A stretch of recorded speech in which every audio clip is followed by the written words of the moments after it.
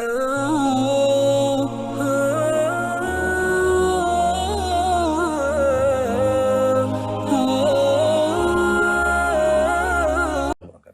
ہے آپ سب لوگ خیریت الحمدللہ والصلاۃ والسلام علی رسول اللہ وبعد۔ آج ہم سورۃ الفاتحہ کے تدبیری نکات پر کچھ بات کریں گے۔ سورۃ الفاتحہ کی تفسیر اہل علم نے 3 طرح سے کی ہے۔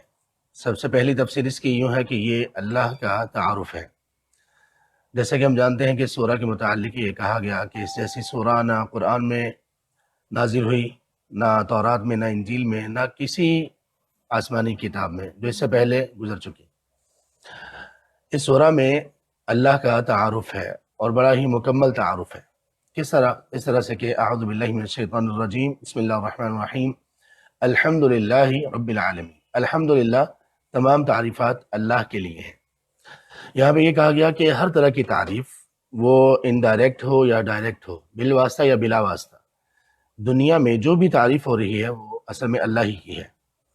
آسمان و زمین کی تعریف اصل میں اللہ کی تعریف ہے، زمین کی خوبصورتی کی تعریف اللہ کی تعریف ہے۔ اگر ہم کسی انسان یا اس کی صلاحیت کی تعریف کرتے ہیں تو یہ بھی اللہ ہی کی تعریف ہے، کیونکہ اسے اس صلاحیت سے نوازنے والی ذات اللہ تعالیٰ کی ذات ہے۔ جب یہ ہم نے سنا کہ ہر طرح کی تعریف اللہ کے لیے ہے تو پھر دل میں آیا کہ وہ اللہ کون ہے، تو پھر یہاں سے انٹروڈکشن شروع ہوتا ہے۔ رب العالمین پہلی صفت، الرحمن دوسری صفت، الرحیم تیسری صفت، مالک یوم الدین چوتھی صفت۔ ایاک نعبد و ایاک نستعین میں ایک ایگریمنٹ ہے اور یہ پہچان ہے کہ اللہ تبارک و تعالیٰ ہی الہ ہے، اور اہدنا الصراط المستقیم سے آخر تک یہ ہے کہ جو پوری کائنات کا رب ہو اور جس نے اپنی عبادت کو لازم کیا ہو، تو یہ بات لاجیکل ہے کہ وہ عبادت کے طریقے بھی انسانوں کو ضرور بتائے گا۔ تو وہ عبادت کے طریقے صراط مستقیم کے ذریعے سے بتائے گئے، انبیاء پر صراط مستقیم کی تعلیمات کو نازل کر کے۔ تو اس طرح سے اللہ کی پہچان اور تعارف میں یہ بھی ہے کہ جو پھر اللہ کے بتائے ہوئے طریقوں کو فالو نہیں کرے گا یا فالو کرے گا تو پھر اس حساب سے وہ انعمت علیہم اور غیر المغضوب علیہم ولا الضالین ان لوگوں کی کیٹیگری میں فال کرے گا، ان کی اقسام میں آئے گا۔ اگر فالو کرے گا، اتباع کرے گا تو پھر وہ انعمت علیہم میں آ جائے گا، اور اگر نہیں کرے گا تو غیر المغضوب علیہم ولا الضالین میں آ جائے گا۔ یہ ہوگی پہلی تفسیر۔ سورۃ الفاتحہ کی دوسری تفسیر اس طرح سے ہے کہ یہ قرآن کریم کے تمام مضامین کا خلاصہ ہے، جیسے اس کو سمری آف دا قرآن کہا جاتا ہے، خلاصۃ القرآن کہا جاتا ہے۔ کیوں؟ اس لیے کہ قرآن کریم میں بنیادی طور پر 3 چیزیں بیان ہوئی ہیں: اللہ کا تعارف نمبر 1، نمبر 2 سابقہ اقوام کے واقعات اور آئندہ کی پیشین گوئیاں اور یہاں تک کہ جنت اور جہنم کے واقعات، نمبر 2 ان کو ہم قصص کہہ سکتے ہیں، اور نمبر 3 احکام و مسائل۔ تو کس طرح سورۃ الفاتحہ خلاصہ ہے؟ اللہ کا تعارف الحمدللہ رب العالمین سے لے کر مالک یوم الدین تک، ایاک نعبد و ایاک نستعین اور اہدنا الصراط المستقیم صراط الذین انعمت علیہم، یہ احکام و مسائل کا خلاصہ ہے۔ اس لیے کہا جاتا ہے کہ سورۃ الفاتحہ قرآن کا خلاصہ، اور ایاک نعبد و ایاک نستعین یہ سورۃ الفاتحہ کا خلاصہ ہے۔ احکام و مسائل ان میں آ گئے، اور غیر المغضوب علیہم ولا الضالین یہاں سے آخر تک اس میں قصص آ گئے کہ کس طرح سے اللہ کی ہدایت نازل ہونے کے بعد لوگ کتنی، ان کی تقسیم کس طرح سے ہوئی۔ صراط الذین انعمت علیہم ایک قسم انعمت علیہم، اور اس کے بعد غیر مغضوب علیہم دوسری، اور الضالین مغضوب علیہم دوسری قسم، اور الضالین تیسری قسم۔ تیسری سورۃ الفاتحہ کی تفسیر اس طرح سے کی جاتی ہے کہ یہ بہترین دعا ہے، اور اس میں دعا کے آداب سکھائے گئے ہیں۔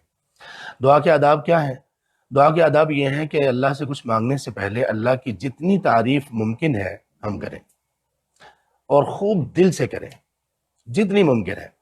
دیکھیے سورۃ الفاتحہ میں صرف ایک چیز مانگی گئی، دنیا کی سب سے قیمتی، سب سے ویلیویبل اور سب سے زیادہ عظیم چیز، اور وہ ہے صراط مستقیم، اہدنا الصراط المستقیم۔ یہ مانگنے سے پہلے، یہ دعا کرنے سے پہلے آداب کیا ہیں؟ اللہ کی تعریف، الحمدللہ رب العالمین، الرحمن الرحیم، مالک یوم الدین، اللہ کی بزرگی، ایاک نعبد و ایاک نستعین، اللہ سے عہد و پیمان، ایگریمنٹ، یا اللہ جب آپ کی یہ صفات ہیں، آپ کی میں اس طرح سے تعریف کرتا ہوں، اور میں آپ میں ان صفات کو پوری طرح سے پوری پرفیکشن کے ساتھ اور کاملیت کے ساتھ آپ میں مانتا اور تسلیم کرتا ہوں، اور میں یہ اقرار کرتا ہوں ایاک نعبد و ایاک نستعین، کہ اللہ صرف اور صرف آپ کی عبادت کروں گا، آپ کے سوا کسی کی عبادت نہیں کروں گا، مدد بھی صرف اور صرف آپ سے مانگوں گا۔ اب یہ دعا ہو رہی ہے، پہلے اللہ تعالیٰ کی تعریف، حمد و ثنا، اس کی بزرگی، تمجید، تحمید، اور اس کے بعد پھر عہد و پیما اللہ تعالیٰ سے آپ عہد و پیما باندھیں کہ یا اللہ میں تیری رضا کے کام کروں گا، میں ایگریمنٹ کرتا ہوں، میں وعدہ کرتا ہوں، میں یہ خیر کروں گا، میں یہ خیر کروں گا، اور اسی طرح برائی سے اور شر سے میں بچوں گا۔ یہ عہد و پیما اللہ سے کرنے کے بعد پھر اللہ سے مانگے، اور پھر کیا مانگا گیا؟ اہدنا الصراط المستقیم۔